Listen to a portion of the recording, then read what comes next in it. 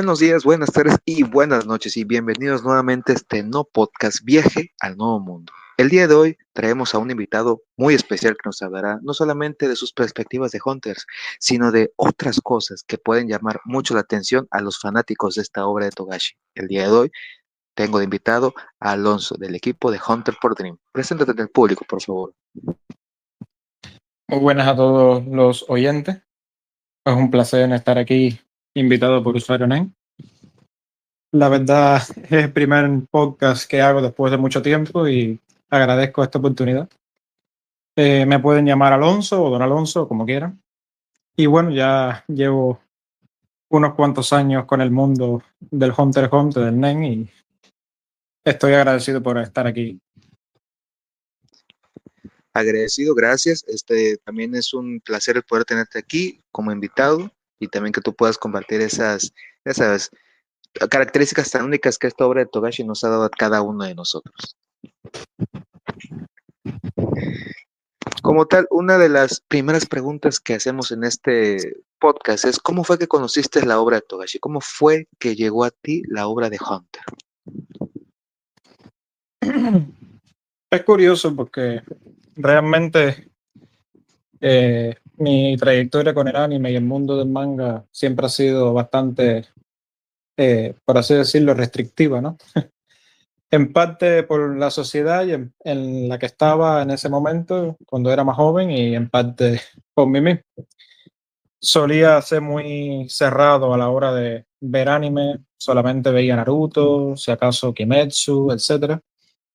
Y resulta que un buen día mi mejor amigo Kevin me dijo, oye, era época de la pandemia, un poco antes. Me dijo, oye, estamos aburridos, ¿qué tal si te ves Hunter x Hunter? Y yo decía, bueno, no suena muy bien, pero vamos a darle una oportunidad, ¿no? Me vi el anime del 2011 completo y quedé tan fascinado que nunca me esperé que llegara a ser mi obra preferida. Y ya a Claro. partir de ese entonces, 2019, 2020, ya hasta la actualidad, no he parado con Hunter x Hunter. Ok, entonces fue gracias a un amigo que en este caso reconociste la obra. Qué bueno, qué bueno. ¿Has visto como tal solamente esa versión o has visto las otras versiones del 99? La del 99 he visto uno que otro capítulo, pero no me la he visto completa. Para algunos, o en este caso, la mayoría de los invitados que hemos tenido dicen que hay ciertas cosas que la versión 99 hizo mejor que la de 2011 y viceversa, más nunca lo ponemos a criterio. Quizás a futuro pongamos a criterio esa cuestión, pero es bueno que en este caso haya sido un amigo el cual te haya introducido al mundo de Hunter, que también esa es otra de las cosas. Imagino que la primera vez que lo vistes no era como las típicas series donde el bueno terminaba con el enemigo y todos felices por siempre, sino que era algo diferente. ¿Qué pensaste acerca de esto cuando viste por primera vez la obra? Primeramente me gustó mucho el hecho del realismo que le dio Togashi a la obra, porque ya venía de un Naruto o de un Kimetsu no Yaiba o de un Shingeki no Kyojin, en el cual el protagonista pues siempre tenía, por así decirlo, acaparaba, ¿no? La mayor parte de la historia, la mayor parte del desarrollo de la obra, y en este caso Hunter x Hunter dio como una perspectiva diferente, ¿no? Noté cómo se exploraban muchos personajes y de manera intensiva, aparte del personaje principal. Y más que nada, lo que más puedo destacar que adoro de la obra es el sistema de poder, ya que podemos ver en muchos animes y manga. Pongo de ejemplo a Naruto, aunque es una de las obras que más aprecio y de hecho fue el primer anime que vi, pero aún así no puedo negar que en el mundo de Naruto pues se veían muchas cosas, como dice el youtuber, me dicen Dai, salidas de las nalgas, por así decirlo, con los poderes y todo eso. Y ese tipo de guionazos pues afectaban un poco el disfrute, ¿no? de la obra. Y con Hunter x Hunter pues el sistema de poder es tan balanceado y tan perfectamente equilibrado que realmente es una cosa que me maravilla, la verdad. Y lo disfruté muchísimo. Como tal has dicho algo que quizás muchos han hecho durante varios años con Hunter, que es comparar estos sistemas de poder, el NEM versus el chakra, quizás el Ki, Dragon Ball, diferentes sistemas de poder. Y esto muchas veces hace que haya pues muchas disputas por saber cuál es el mejor sistema de poder, pero a tu criterio y con el conocimiento que tienes de otros animes, ¿crees que el NEN se pondría como el número uno de ser necesario de ponerlo en ese lugar? Según mi opinión personal, sí. La verdad es que sí. Mm. En este caso también has comentado que te gustó ese realismo que Togashi le puso a la obra. A mucha gente podría esto llegar incluso como a incomodarlo porque pues lo que ellos buscan es un poco más de fantasía y ese tipo de cosas. Pero ¿tú crees que esto hizo que hubiera solamente fans que realmente apreciaran la obra por lo que era o realmente hubiera solamente gente que la criticara? Yo pienso que la opinión es subjetiva, es decir, cada persona tiene su opinión y en cierto modo más o menos será respetable. Nunca dejaría de ser respetable bajo mi punto de vista, pero bueno. Pero en conclusión, diría que sí, es decir, el realismo que le da Togashi a Hunter x Hunter para mí es una maravilla. Por una parte, explota la realidad del mundo en cierto modo realista en que vivimos, claro. Llevado al anime y al manga, pues hay muchas cosas que no son reales en la vida cotidiana, pero muchas sí, y esa crueldad realística de la vida que Togashi expresa y plasma en la obra, la verdad para mí tiene mucho valor y le da mucha riqueza a la obra y mucha expansión, ¿no? Da un universo muy grande para desarrollar todo tipo de cosas sin límite. Interesante. De hecho, como tal, una de las preguntas que te haría es, ¿cuál es el personaje, no favorito, sino el personaje que ha aparecido en la obra y a ti te ha gustado no solamente por quién es, sino por lo que llegó a ser en la obra? Ahí la pregunta me coge un poco difícil porque realmente como gusto como tal de personajes tengo 7 preferidos. Y esos 7 preferidos, exactamente como dices, han hecho cosas no solamente por lo que han hecho, sino también por lo que son, ¿no? Y realmente podría dar varios ejemplos. Por ejemplo, Bono Lenov es un personaje muy interesante y que realizó algo que yo fue una de las partes de Hunter x Hunter que más me impactaron, que fue vengar a Ponzo, entre comillas, por así decirlo, ya que me traumatizó mucho esa escena en la que la hormiga quimera se ensaña, ¿no? Con el cadáver de Ponzo y fue muy impactante y como que ese personaje, sin esperarlo, llegó a ser algo que no esperaba y resultó ser algo muy satisfactorio verlo asesinar a esa hormiga quimera. No sé si responda bien a tu pregunta. Es una muy buena respuesta. De hecho, creo que todos estamos de acuerdo en que no es una manera en la cual alguien debería de morir, y no solamente eso, sino sufrir y todo eso, y también el destino que sufrió Poco al ser torturado por Neferpito y cuando le sacaron la información y ese tipo de tortura y convertirte en comida, son cosas que hacen que la obra se vuelva tan única que llega a rozar esa parte de lo terrorífico y el suspenso, pero de una manera tan sutil que es elegante y muy buena, que también es otra de las cosas. En este caso, ¿cuál ha sido tu arco favorito de la obra? Si pudieras elegir uno entre todos los que hay.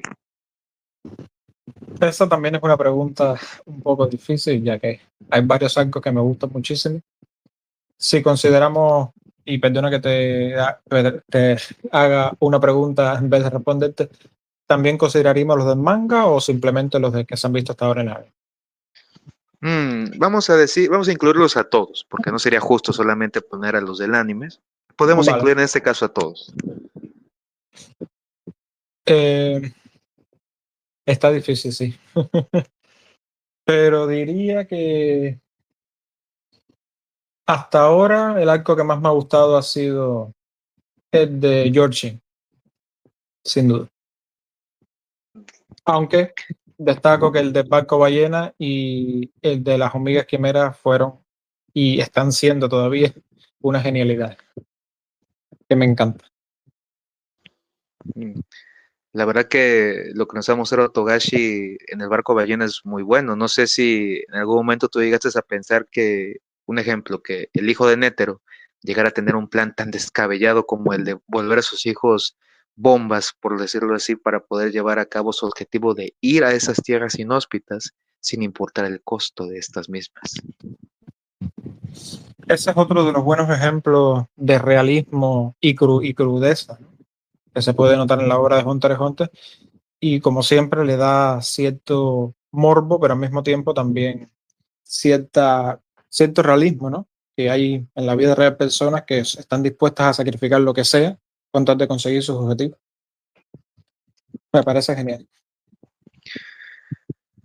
Hay algo que muchas veces dejamos desapercibido en lo que es como tal la obra de Togashi, que es esta parte de donde se tocan estos puntos sensibles de la obra, el crimen, el enemigo, quién busca de quién para poder sobresalir.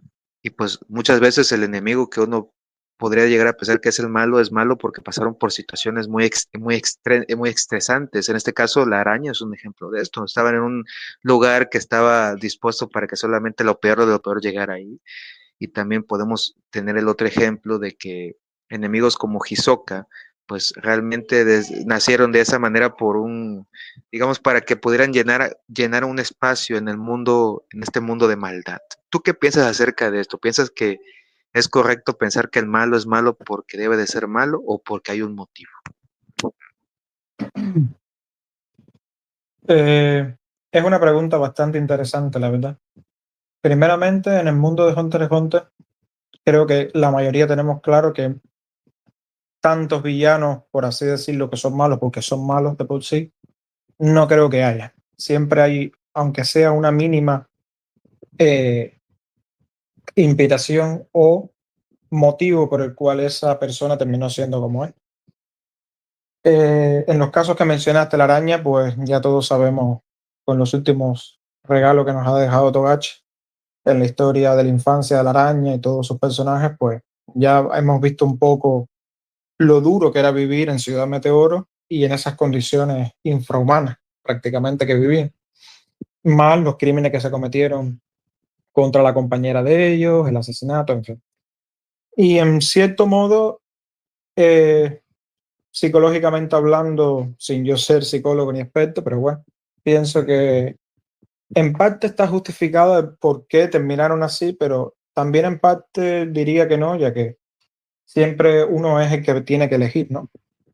Siempre queda esa incógnita.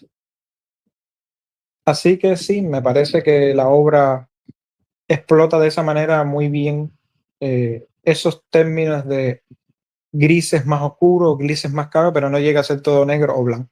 Y eso es muy satisfactorio, la verdad. Mm, en eso tienes razón. Si uno pensara que todo es de un lado o del otro y no hubiera más cosas, pues no sería justo para incluso para la obra y para nosotros dejarlo así. Y también aquí es donde muchas veces cuando, digamos así, el personaje que tenía que morir muere, pues tú te pones a pensar quizás si hubiera hecho esto diferente o quizás si no hubiera tomado esas decisiones. Se hace pensar o replantear muchas veces lo que ese personaje hizo para estar ahí. Y en este caso podemos poner a Nétero. Netro llegó a ser uno de los usuarios más poderosos, pero muchos podrían llegar a decir que a costa de, no sé, dejar a su hijo de lado para que éste no llegara a traer más calamidades o incluso llegar a ponerse incluso en situaciones de peligro extremo al viajar al continente oscuro. Pero pues son cosas que el personaje hizo y aún así pues no deja de lado que era alguien que murió como debía. ¿O tú piensas diferente acerca del destino que tuvo este personaje? En cierto modo, no se puede negar que Netero no fue un buen padre, por así decirlo. No obstante, su camino él mismo decidió de llegar a ser el usuario NEM, pero más que nada el luchador más fuerte.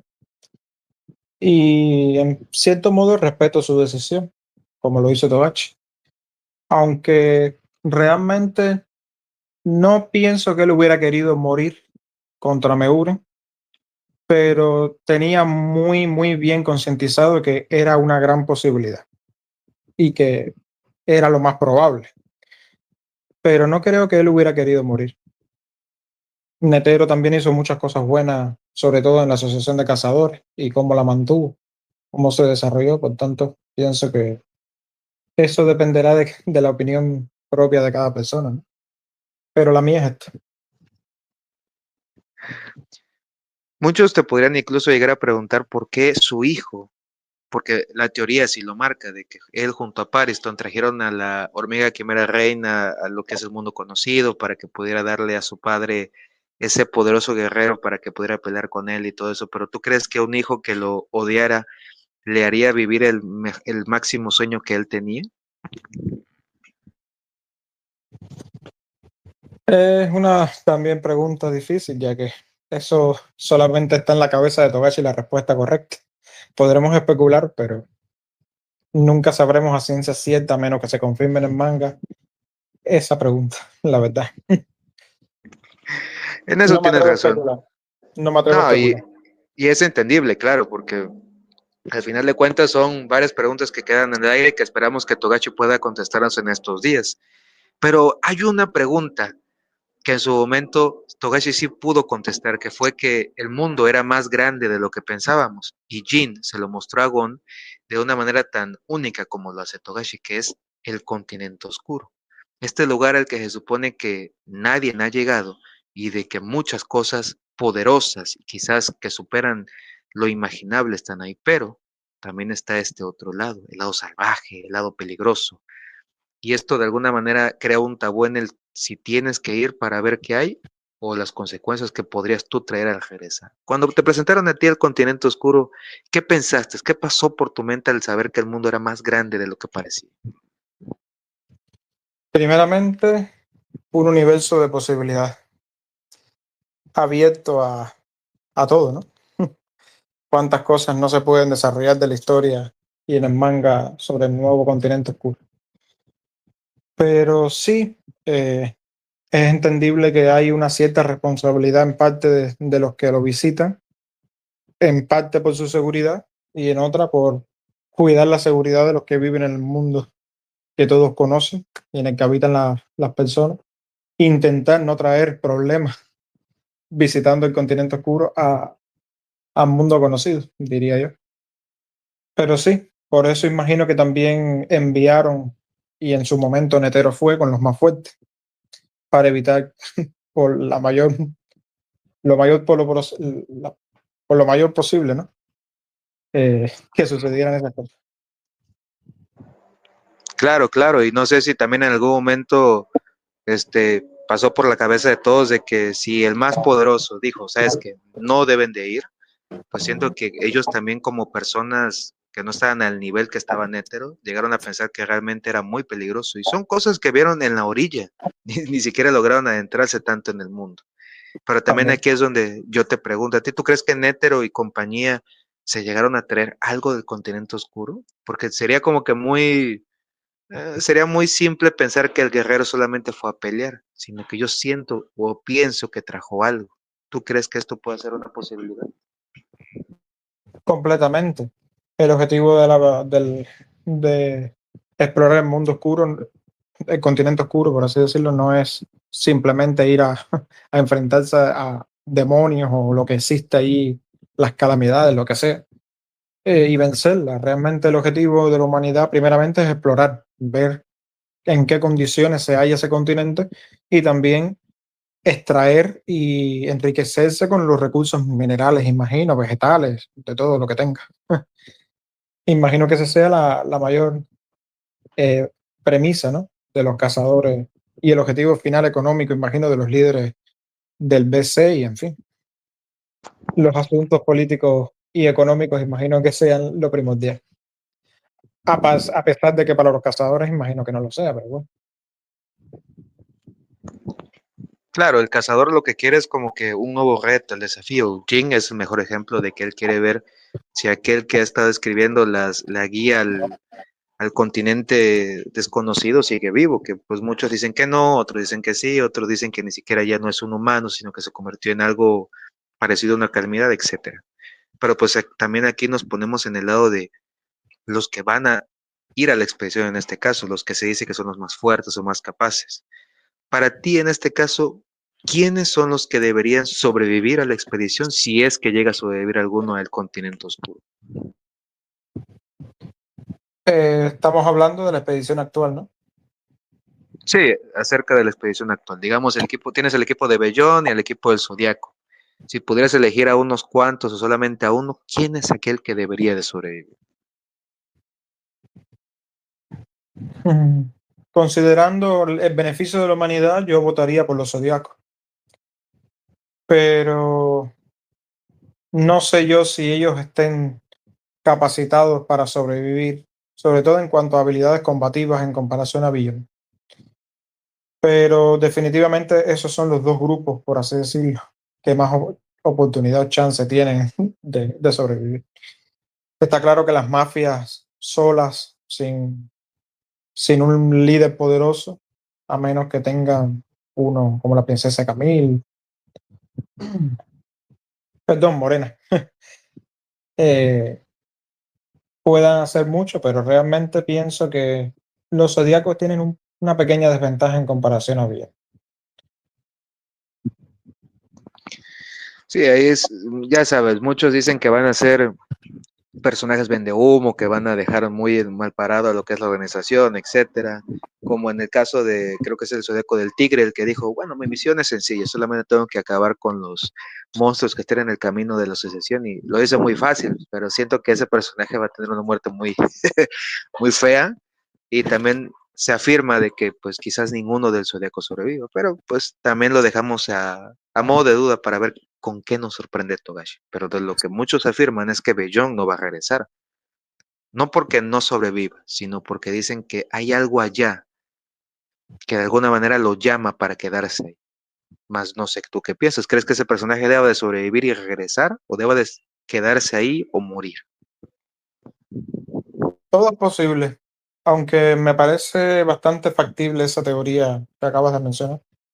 Pero bueno, soy de los que opina que no podemos hacer más que especular hasta que Togashi no nos lo revele. Eso igual es cierto, el personaje es muy bueno. Debo decir que lo que ha hecho y la manera en cómo lo ha desarrollado te hace ver como, ok, es muy inteligente y está dispuesto a todo para sobrevivir, pero ¿qué tanto eso te permitirá sobrevivir en un mundo donde la naturaleza y el instinto es lo que predomina? No se sabe. Más, tenemos las expectativas de que sea algo increíble.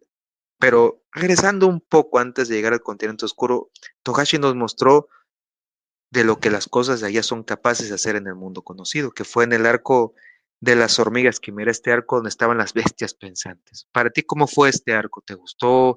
¿Crees que le faltaron más peleas? ¿Crees que no fue una buena pelea la de el humano contra la bestia, que fue la de Netromesosmero? ¿En qué pensaste cuando lo viste? De hecho, como te dije anteriormente, es uno de los arcos que más me gustaron. Ciertamente se hizo un poco más largo de lo que esperaba, pero me gustó mucho. No puedo dejar de decir que, y a mi modo personal y mis gustos personales, me hubiera gustado un poco más de acción, sí. Ver a más cazadores competentes y no reducirlo todo a un núcleo muy pequeño, que era Morel, No, Netero, Kaito y los cazadores que estaban investigando allí. Es decir, comparado con la cantidad de cazadores que ya vimos en otros arcos que habían, que podían haber hecho algo, pues no se involucraron, por así decirlo. Y realmente la batalla de Netero contra Meuren fue, yo creo que una de las mejores de la historia del anime. No tanto por el combate en sí, que ya de por sí no pierde mérito y es un grandísimo combate, sino también por las cargas psicológica y la carga filosófica que tenía cada personaje y que defendía su postura hasta el final. Y eso me emocionó mucho. Por otro lado, es verdad que los guardias reales dieron bastante batalla, fue interesante cómo se desarrolló todo el evento de la invasión al palacio.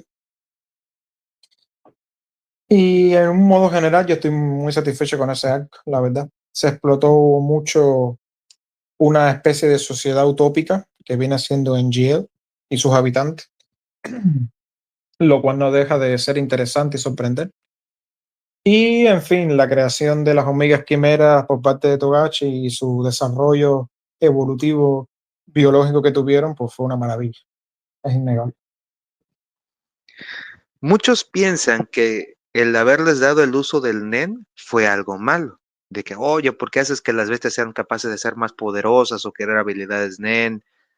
Que esto de alguna manera les dio una ventaja injusta contra los humanos y los cazadores. ¿Tú crees que esto es cierto o es falso? ¿Crees que, qué es lo que piensas acerca de esto? Tenemos que ser claros. Si las hormigas quimeras no hubieran tenido aura ni poder, solamente el físico, velocidad y resistencia, es decir, fuerza bruta, velocidad y resistencia y la inteligencia que hubieran tenido, no creo que hubieran podido hacer mucho contra los cazadores. De hecho, la gran amenaza de la Guardia Real y el rey en gran parte era por el aura monstruosa que tenía, que tenían una cantidad de aura descomunal. Uno de ellos, Yuppie. Pero realmente también no se puede negar que si bien yo pienso que se les debió dar aura, por otro lado también creo que como que hicieron una escala piramidal muy, con mucha base en la parte evolutiva de las hormigas quimeras, porque podemos notar que hormigas quimeras, soldados o capitanes de equipo, no eran tan fuertes como la Guardia Real. Y en la cadena evolutiva que nos mostró Kaito en el manga y en el anime, se notaba la fuerza entre las diferentes capas, ¿no? De la realeza del hormiguero, por así decirlo. Y ciertamente los guardias reales les pusieron poderes súper rotos. Es decir, justificados en el NET están y entran dentro de la base de poder del NET, pero sí llegamos y podemos entender que estaban bastante rotos en comparación a los cazadores. Y por eso imagino que también fue por lo que Togashi también habrá pasado un poco de trabajo, ¿no? A ver cómo desarrollaba las cosas para que no murieran los personajes que no quisiera matar y al mismo tiempo todo se resolviera de forma, por así decirlo, coherente. De hecho, el propio Meguren hubo que matarlo de una manera un poco ortodoxa, ¿no? Netero con la bomba del arroz, porque no había forma de matarlo. Si el más poderoso de los cazadores no pudo con él, eso ya lo dice todo. Pero no por eso lo critico, realmente. Yo lo veo como una obra maestra y si bien hubiera sido, en mi opinión, mejor si hubieran estado un poquito menos poderosos y se hubieran desarrollado un poco más otras hormigas quimeras, no quiere decir que esté mal. Realmente a mí me gusta mucho el arco. Sí, concuerdo contigo en que quizás la escala de poder para los guardias se pasó como que 20 niveles encima de los normales, porque sí es increíble ver cómo personajes como Morel o incluso Nuff, que sus habilidades como tal es la de hacer que el aura del enemigo trabaje para ellos, pues te quedas amigos. Si hubiera querido pelear Nuff solo contra Yuppie, le hubiera tomado horas de horas poder hacer que como tal hubiera tenido una oportunidad contra él, y eso si no lo golpeaba, y un golpe era fatal para el enemigo. Entonces, sí siento que quizás Togashi diga en su momento que quizás me pasó un poquito, y también es cierto de que Merwin, pues no digamos que se fue no fue una pelea justa si lo queremos ver así, tuvo que haber un poquito de trampa para que el enemigo muriera. Pero como lo dices, eso no deja de lado que es un gran arco donde se desarrollan muchas cosas. Claro, sin dejar de lado lo que siguió después, que no sé qué pienses tú, pero pues en este caso se dice que Gon, por ese trato de Nen que tuvo y etcétera, no debió de sobrevivir a lo siguiente. ¿Tú qué piensas con esta gran pregunta que se hace, que es la de si Gon debía o no morir?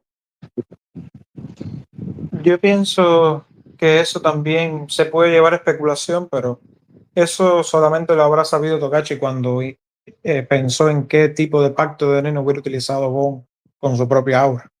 Es decir, él es el que pone la condición y el sacrificio. Y ya el aura reaccionará a favor de su petición en balanza con el sacrificio o no.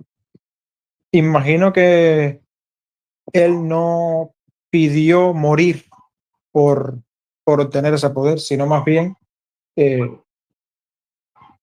tener la posibilidad de morir, sacrificar su vida. Pero no quiere decir exactamente que hubiera muerto, por así decirlo. Podía, y de hecho, como quedó después de la batalla, en una cama postrado, todo carbonizado y con un monitor que lo estaba básicamente salvando con oxígeno, ya podemos ver que en parte eso es morir. Si nos ponemos a pensar, si no hubiera sido por Náñica, era imposible que Gon se hubiera recuperado. También eso la gente lo pone porque dicen que fue una buena oportunidad para que Nani, que no sé cómo se dice, creo que es Deus Machina, que es cuando aparece este poder del guión para salvar al protagonista, pues apareciera o hiciera acto de aparición, ya que antes nunca se había mencionado que los Soldic tenían un poder tan grande bajo sus puertas. Pero pues también, como tú dices, Togashi pensó en su momento o tiene las razones por las cuales hizo esto. También debo decir que no vas a matar a tu protagonista. Muchos piensan que Togashi lo tenía planeado en su momento, pero pues eso no se sabe. O quién sabe, a lo mejor era una manera de poder dejarle la batuta a Killua, a otros protagonistas, como lo está haciendo ahorita en el arco del barco ballena, que es a Kurapika. Sí, y también en el caso de Náñica, algunos especulan que por sus ojos se parece mucho a una de las calamidades y tal vez eh, el padre de Netero fue el que trajo a Náñica del mundo del continente oscuro. Así que, como siempre te digo, especulaciones hay, pero no podemos determinarlo hasta que no lo confirme Togashi. En eso tienes razón. Y como tal, hay también otra de las cosas es, como lo dijimos antes, que hay protagonistas por cada parte de lo que es el arco. Al principio era Gon, esta parte donde él quiere ser el cazador para poder llegar a conocer a su padre, luego fue Killua, que fue interpretando este arco de la familia, luego viene como tal Kurapika, que en este caso es en el arco actual en el que estamos, pero mucha gente dice, ¿cuándo va a ser el arco de Leorio? Que es para muchos el personaje que no ha tenido para nada un protagonismo en todo lo que vale la obra. ¿Tú qué piensas? ¿Tú crees que el arco que vendrá después del barco ballena será el arco de Leorio? No lo creo, porque imagino que hay dos opciones posibles: o nunca llegan al continente oscuro y solamente llegan al nuevo continente, por así decirlo, y tienen que regresar, o llegan al continente oscuro. En las dos opciones no creo que Leorio tenga un destaque catáctico en el arco. No obstante, no se puede negar que en este arco del barco, pues él está contribuyendo con Shido y en cierto modo tiene su protagonismo, aunque no se puede negar que es un protagonismo bastante pequeño. Pero también imagino que tan roto estaba Gon, pero sobre todo Killua y Kurapika, que imagino que Togashi no haya querido hacer que los cuatro protagonistas fueran todos maximidades en cuanto a poder. Imagino que Leorio lo dejó modesto en cuanto a poder, pero sin embargo le dio otras capacidades como el intelecto, la perspicacia que tiene y el talento en la medicina, que es innegable. Sí, ya sabes, muchos piensan que el personaje al principio es como el alivio cómico, que no tiene mucha relevancia, pero al final de cuentas es un pilar que ha mantenido en los momentos de crisis a los protagonistas Killua, Gon y Kurapika en estabilidad y pues fue el que quería ser presidente cuando no estaba en sus planes solamente para que pudieran salvar a Gon. Entonces, como tú lo has dicho, quizás no sea el más poderoso, pero sí llegará a ser el personaje que en su momento va a marcar un antes y un después para las decisiones más difíciles, si podemos llegarlo así. Más, esto es otra de las cosas. No sé, bueno, primero, ¿tú qué piensas acerca del personaje de Kuroro, el infame líder de las arañas? ¿Cuál es tu opinión acerca de este personaje? Realmente Kuroro primeramente entra dentro de mis siete preferidos de Hunter x Hunter. Ya con eso te voy diciendo un poco. Eh, lo considero un personaje súper interesante, muy psicológicamente complejo, incluso con ciertos rasgos de una psicopatía o alguna especie de trastorno, ya que hay algunas cosas que hace o no siente remordimiento que dan algunos ciertos índices de que es un psicópata, en cierto modo. No diría que grave, pero sí bastante pronunciado. Pero por otro lado, entiendo su motivación principal, que era siempre mantener la araña, y sus objetivos, ¿no? Aunque realmente la araña como que ha tomado ciertos caminos que si lo llevamos a un modo analítico podía haber sido mejor, es decir, Kuroro desde un principio se notó que tenía una cierta oscuridad en su interior y imagino que esa oscuridad la ha plasmado en el Genin Ryodan y en los objetivos que tiene normalmente, porque perfectamente en base a lo que pasó con su compañera y todo el trauma que sufrieron, sin contar toda la magnitud de desagradabilidad que debe haber sido vivir en Ciudad Meteoro, eh, en cierto modo imagino que él podía haber tomado una decisión diferente y en vez de fundar un Genin Ryodan que robara, asesinara y matara y simplemente actuara en beneficio de la sociedad en pocas ocasiones, hubiera sido tal vez lo contrario. Matar, asesinar y extorsionar cuando fueran en situaciones puntuales y ayudar más a la sociedad. Pero bueno, esa es mi opinión personal. En conclusión, volviendo a Kuroro, es un personaje fascinante, sus habilidades Nen son increíbles, su desarrollo como personaje y como repito y me reitero psicológicamente hablando es magnífico y sinceramente es en mi opinión, uno de los mejores personajes de Hunter x Hunter. Mm, Ya que lo tienes en tan alta estima, yo tengo que hacer la pregunta, que sabemos que está muy pendiente en estos capítulos, que es que él busca la venganza contra Hisoka. En su momento no pudo llegar a matarlo, sino que lo hizo más poderoso. Y ahora este anda cazando a cada uno de los de la araña. Y muchos piensan que Kuroro no va a poder llevar a cabo la venganza, sino que Hisoka acabará con él antes. Si tú tuvieras que darle un gane a alguno de estos dos personajes, ¿sería Kuroro o sería Hisoka? En mi caso personal lo tengo muy claro. Yo nunca le he tenido aversión a Hisoka y de hecho me resulta un personaje interesante y cómico, en muchas ocasiones cómico. Y bueno, ¿cómo se dice? La traducción que hicieron al español latino de Hunter x Hunter del 99 fue maravilloso. El acento francés que le dieron, que me ha hecho reír en más de una ocasión. Pero desde que hizo lo que hizo con Charnar y Korotopi, le he tenido bastante aversión. En algunos comentarios que he hecho en YouTube me han dicho, bueno, es que él ha sido estratégico, él ha ido eliminando porque sabe que no puede contra todos al mismo tiempo. Y está claro. Y lo que a mí más principalmente me molestó en ese combate fue la cobardía, que la gente la justifica con estrategia, pero yo la veo desde el punto de vista de cobardía, de que matar a dos personas indefensas que no tienen NEM, como que ni siquiera entra dentro del modus operandi de Hisoka, lo cual se justifica un poco su plena estrategia, ¿no?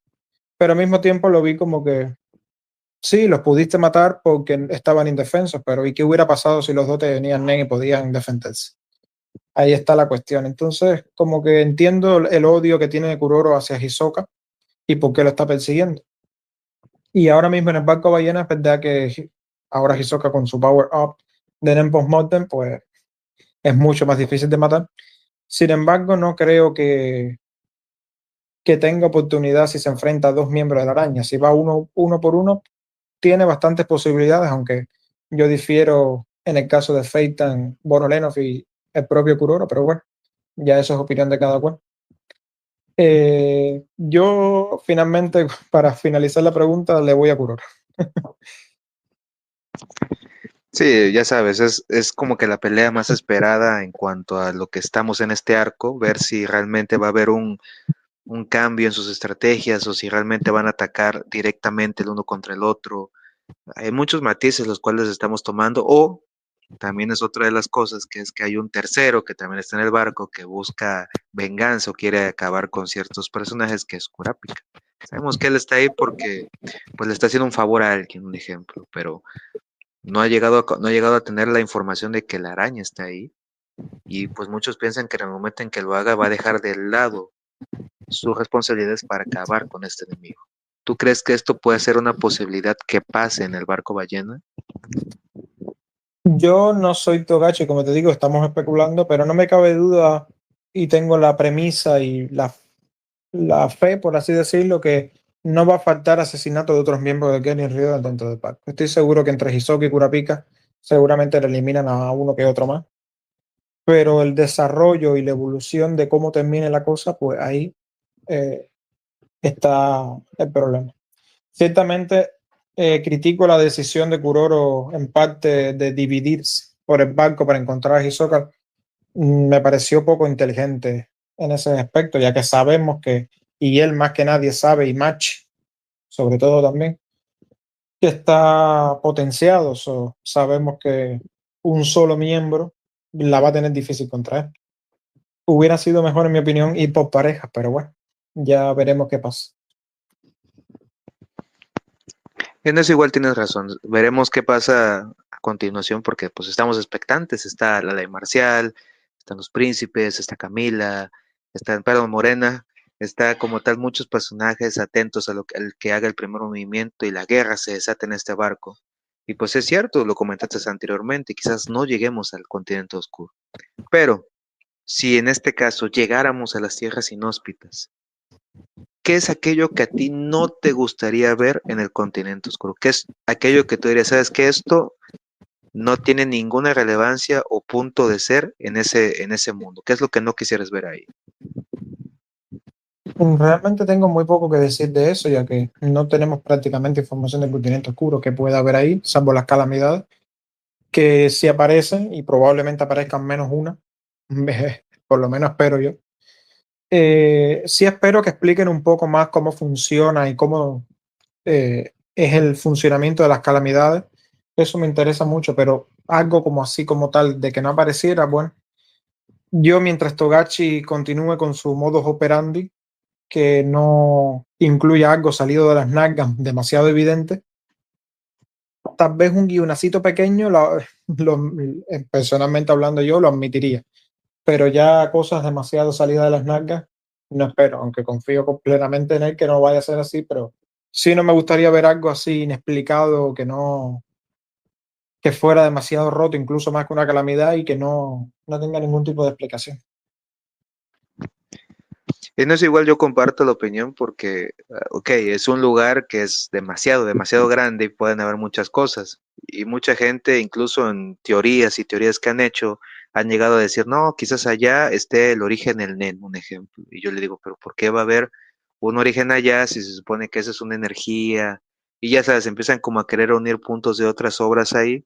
Y también como tú dices, que vaya a querer haber una bestia así súper recontrapoderosa que con chasquido de dedos pueda romper los límites del Nen y tú, ok, amigo, pero ¿qué está pasando aquí? O sea, yo no creo que lo haga Togashi, más mucha gente piensa que lo va a hacer.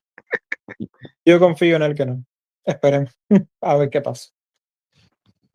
Claro, claro. Y bueno, aquí es donde viene la pregunta difícil. Muchas veces son estas preguntas al final de lo que son los programas, que pues, son las preguntas que te hacen empezar más como invitado. Y la pregunta como tal es, ¿tú crees que Togashi terminará la obra de Hunter o crees que no tendrá final esta obra? Volvemos a lo mismo. Lo único que puedo hacer es especular, en mi opinión personal. Pero si te soy sincero, yo no creo que acabe la obra.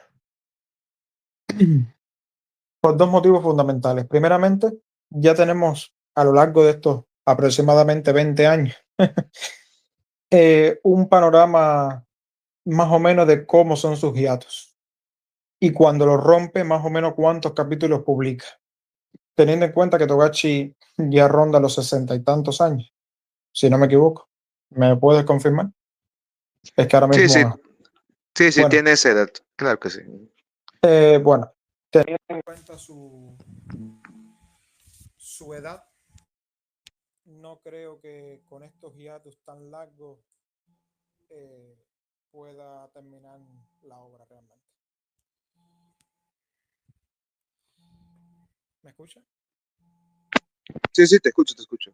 Y pues mira, yo ahí, ¿qué te puedo decir? Siempre hemos tenido como que la idea de que la obra debe de tener un final, o que no queremos que los personajes se queden en el aire, etcétera, etcétera. Pero pues siempre es como que muy difícil llegar a pensar que alguien como tú lo has dicho, se toma demasiado tiempo por su enfermedad, claro que eso es algo importante, su salud, pero pues uno como fan, oye, ya quiero que saque lo siguiente, no quiero que pasen 4 o 5 años, pero sí Si me,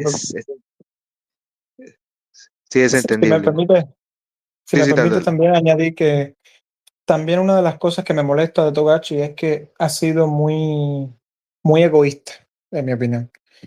Porque en parte entiendo que es parte de la cultura japonesa de que cuando uno está haciendo algo, uno intenta acabarlo, es decir, como que uno es responsable de sus actos y de sus cosas. Eso lo entiendo perfectamente y es propio de la cultura japonesa. Pero teniendo él en cuenta la situación de salud que tiene, no está impedido de hablar. Con eso, ¿qué quiero decir? Tienes una esposa mangaka, la mangaka de Sailor Moon. Tiene cientos de seguidores, estoy seguro, en Japón, que son ilustradores que darían cualquier cosa por trabajar con él y ayudarlo a continuar su obra. Y no lo admite.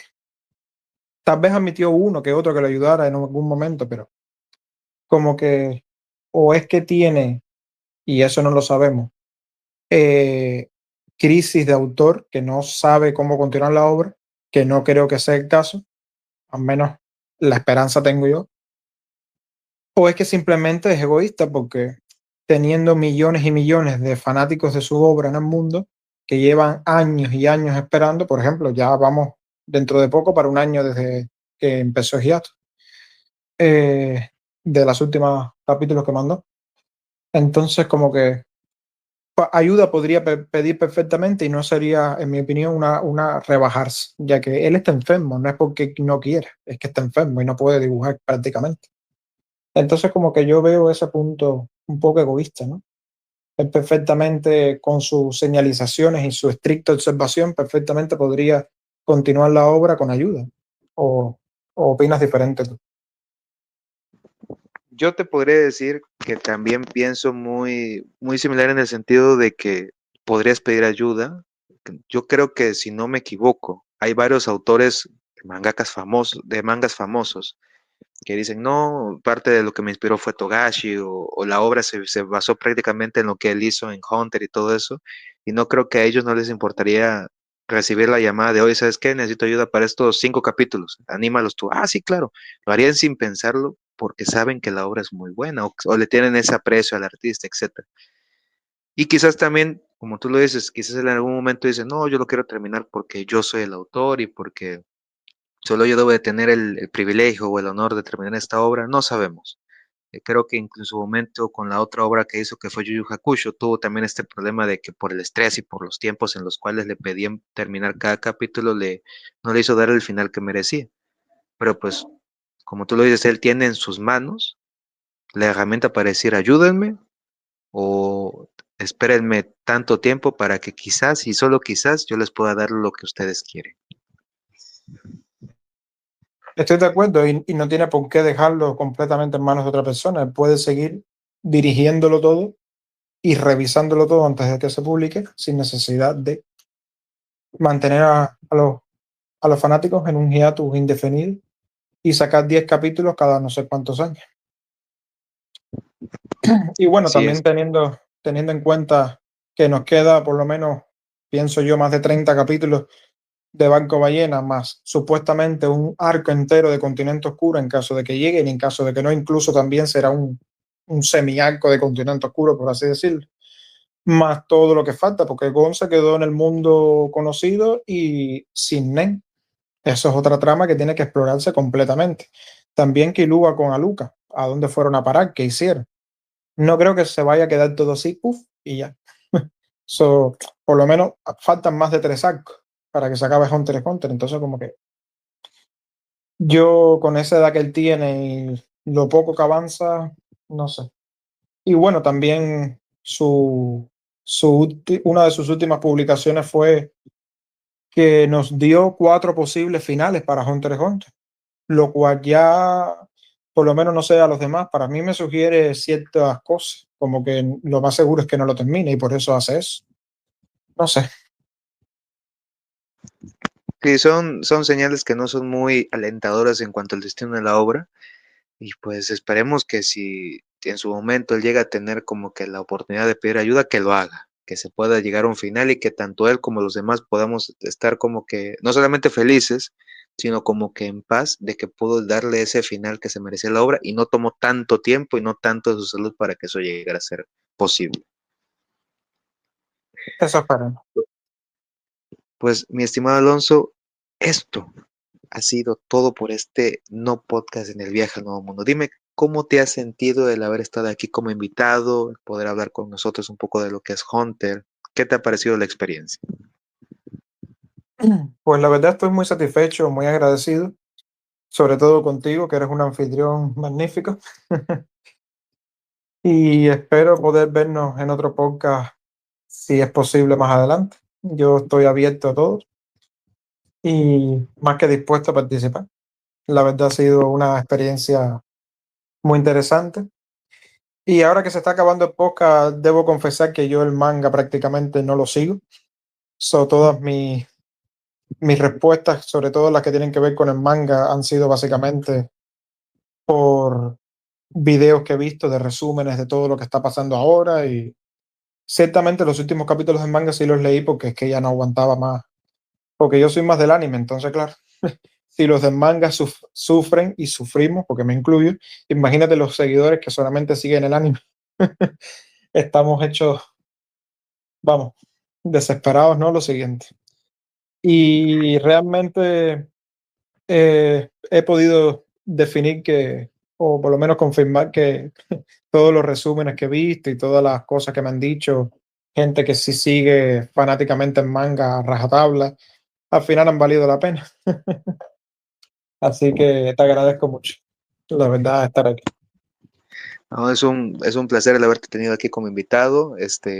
Siempre es bastante agradable poder hablar con alguien de Hunter, sus opiniones, qué piensa, cómo fue su experiencia la primera vez. Todo eso es bastante bueno y pues se agradece. Y claro que sí, en un próximo no podcast esperamos tener aquí para poder hablar más de Hunter.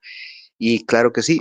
Pero antes que se me olvide, si no me equivoco, tú me habías comentado en su momento que estabas trabajando con otras personas para un proyecto que quizás a muchos llegará a interesar en su momento, que es la creación de un manga, si no me equivoco. ¿Podrías hablarnos un poco acerca de lo que estás haciendo de ese proyecto? Pues sí, no puedo, como mismo me has dicho, fuera de cámara, revelar muchas cosas, pero en modo general, junto con un youtuber que tú conoces y yo también, y seguramente varios de los oyentes y invitados que escuchen el podcast seguramente también conozcan, es Van Damme. Y mi mejor amigo Kevin, de hecho, el que me presentó el manga de Hunter x Hunter y el anime. Junto con ellos dos estoy trabajando en dicho proyecto, que es un proyecto de manga original.